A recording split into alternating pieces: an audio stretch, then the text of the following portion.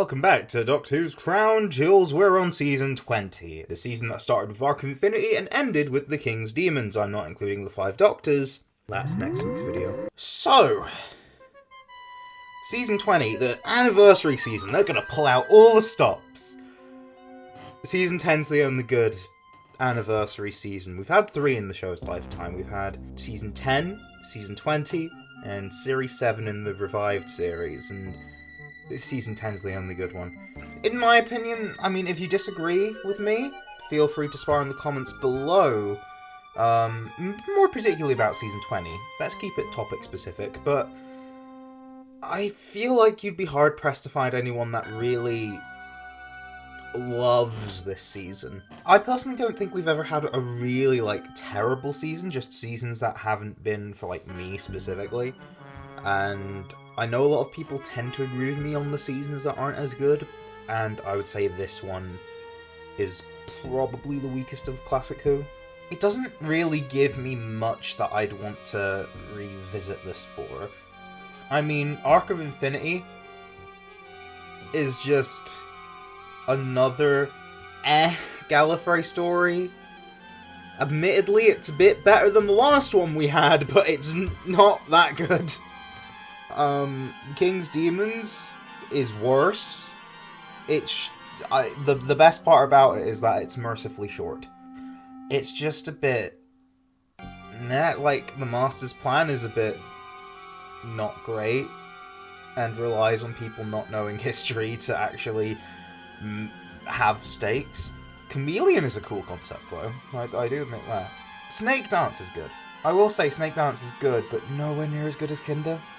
Martin Clunes is great, but realistically, if you're going to do a sequel to Kinder and expand upon the Mara is such a fascinating concept, and really, they just didn't really focus too much on that. But it's still really good, and I do like what was there. It's just... I mean, I might change my mind. I might change my mind for the better, because I've only seen it once, and I didn't rewatch it in the lead up to this, because I knew exactly where my favourite was going to lie. And this season has a trilogy. The Black Guardian trilogy. The E-Space trilogy, this is not. I didn't even think the E-Space trilogy was that godly, and I made my own criticisms in Season 18's video. But at the same time, it was the highlight of the season for good reason, because it was... The 3 stories were interesting. There were some creative ideas sprinkled in throughout. Mainly in Full Circle and Warrior's Gate. But still. Here, the premise is a good premise. Again, I really like the premise of Turlo being another, what I like to call an anti-companion. Yeah, we've had a few of those recently. We've had Adric, who's the anti-companion because he wants to travel in the TARDIS, but acts in ways companions typically don't. We've had Tegan, who didn't want to travel. Now she does, but still. She's quite mouthy, and I think she's more of a traditional companion now. But in Season 19, she was a sort of anti-companion because she didn't even want to be that, and that did cause some interesting drama. Now she's just an Australian bitch, and we love her. But we needed a new anti-companion, thought JNT. So why not have Turlo, someone who agreed with the Black Guardian, made a deal to kill the Doctor. Which, I would say, that stuff is probably the most interesting stuff in the trilogy. Because Mordrin Undead, it's okay. I mean, it messes up with continuity, but who cares? It's a story that does things, and it gets better towards the end, from what I can remember, but I don't know. I mean, I've seen it a few times, and it... Terminus Part 1 was good. Couldn't tell you what happened in the rest of it, though. Other than Nyssa leaving, which was more of a shock because I forgot Nyssa existed by that time in the story last time I saw it. So that leaves one story. That was a lot of rambling about my apathy towards the season, because it doesn't really excite me.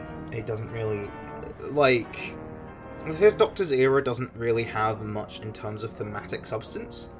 It's not like it's not there, it's quite sparse. And if you don't really have that, you've got to make up for it in other aspects like characterization or pretty good high concepts, which I would say Enlightenment does do. Now, as a closer to a trilogy, again, it's not as good as something like Warrior's Gate, but as a story in its own right, oh my god, I would say it's even better than Full Circle. Yeah, so, Enlightenment is the crown jewel by default, but it still earned its stripes, if you know what I mean. Enlightenment tries to have the sort of ominous start that Season 16 had. Doesn't quite work. But like, it does jumpstart the plot in an interesting way, I will admit. It is trying to do its own thing at the same time, but I feel like if they were trying to go for, like, ominous, it just felt a bit... oh, the power's off. Wow. You know?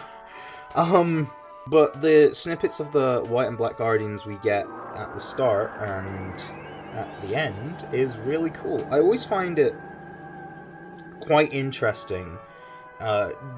It's a very niche media trope that we get these ethereal beings that we don't really get to see in a conventional setting, and we consider them almost formless as a result. But then we meet them at some point, and they're just like you and I. And that's what happened with the Guardians for this. I don't know, I just always find that kind of cool, and I don't know why. Someone psychoanalyze me, please. So, the Doctor's been told to stop the race. What race? A boat race. In space. Yeah, spoiler alert for the part 1 cliffhanger. It is a really cool cliffhanger, and I really enjoy it. They're racing for enlightenment. What's enlightenment? Just basically a power that grants you whatever you want, which again does feel a bit like the key to time, but it feels a lot more personalized, and there's not as much at stake, especially considering what happened at the end. But these beings called Eternals have abducted humans and tried to recreate said humans' time periods in the boat race itself. And the Eternals are another being at a higher echelon than Time Lords, which I do think we need to see more of. Not too much, but like, it's always cool when they show up, because it's just a reality check that the Doctor's not the most important being in the universe. The Doctor's not the most powerful being in the universe. And, you know, they're nothing compared to some beings, like the Guardians, like the Eternals. The Eternals exist beyond 4 dimensions.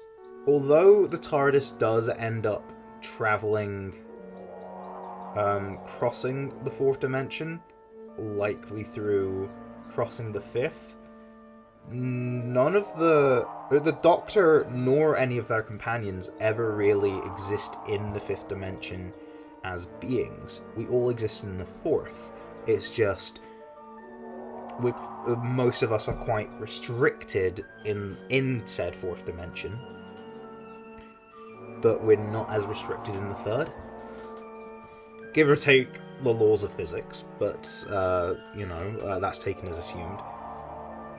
The Eternals exist in a higher dimension, eternity, meaning they can't conventionally die. They can, we just can never see them die, because we can only see stuff in a 4-dimensional universe.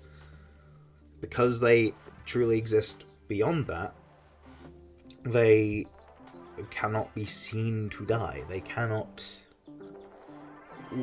cannot see them die. They just get recompiled back into their main dimension. Which I do feel like these are fascinating concepts, and they're slowly woven through. And the fact that they're full-on telepathic, when Time Lords are only sometimes telepathic when the plot asks them to be, it adds a different edge, because if you can't trust them, and you feel like you need to be able to stop them, how can you commune? Because if you speak, you're thinking about, well, how to stop them, and they can hear that. Because they can hear you thinking about that. You can't communicate without them knowing. And it proves for effective, like, tension. I can't talk about Enlightenment without talking about Captain Rack. She is a presence to behold. And she's another Eternal, but she is working for the Black Guardian, and she also likes to play dirty. Linda Barron really gave it her all in this performance. I feel like she treated the material seriously enough. I feel like, yes, she was truing the scenery, and yes, she was being very camp, but nothing felt out of line. But she did like to laugh a lot, and she was also very ruthless, and she was just very entertaining to watch. And all of these combined, it's just a 4-parter, so it's not that all too long. If you have enough of these elements, it's not too many that make it feel overstuffed. It knows it needs to wrap things up, so it allocates the right amount of time for that. It brings up the character drama brought up through the Doctor's almost existential crisis. Granted, that's not really too much of a thing, it's just, you know, there is some of that undertone, but he has to keep a straight face, of course, so there's not really much of that. I feel like calling it an existential crisis was a bit too much, but I feel like, you know, there was some of that. Tegan's reluctance to keep going because she had a full-on existential crisis and had a full-on she was disgusted at the fact that the Eternals were treating people like her as disposable. Because from her point of view, no one is. And Turlough was having another crisis of faith, as was his character up to this point.